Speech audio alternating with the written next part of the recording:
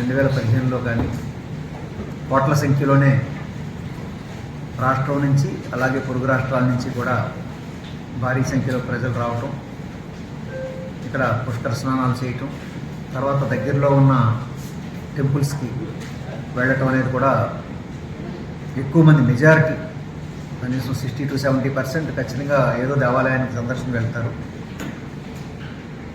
ఈ సందర్భంలో ఏ టెంపుల్స్కి రష్ ఉంటుందన్నది మనం ఐడెంటిఫై చేయడం జరిగింది. దాదాపు 29 ప్రముఖ ఆలయాలను గుర్తించడం జరిగింది.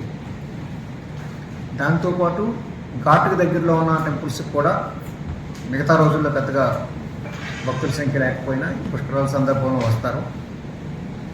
దానికి సంబంధించి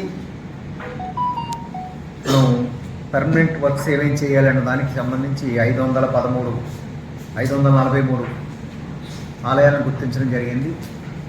దానికి సంబంధించి ఇప్పటివరకు 162 వర్క్స్కి శాంక్షన్, అడ్మినిస్ట్రేటివ్ శాంక్షన్స్ కూడా ఇచ్చుకున్నాం. 162 వర్క్స్కి టెండర్స్ పిలిచాము. దాంట్లో 43 వర్క్స్ ఆల్రెడీ మనం గ్రౌండ్ అయ్యాయి.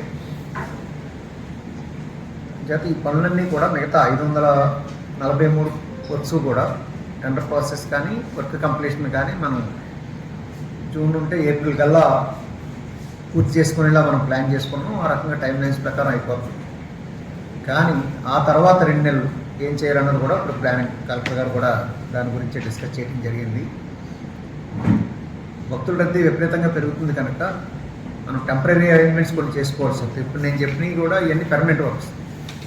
టెంపరీ వర్క్స్ ఏ రకంగా చేసుకోవాలంటే main queue line, shelter, temporary toilets, drinking water, ఈ 4 ఇంపార్టెంట్ కాంపోనెంట్స్.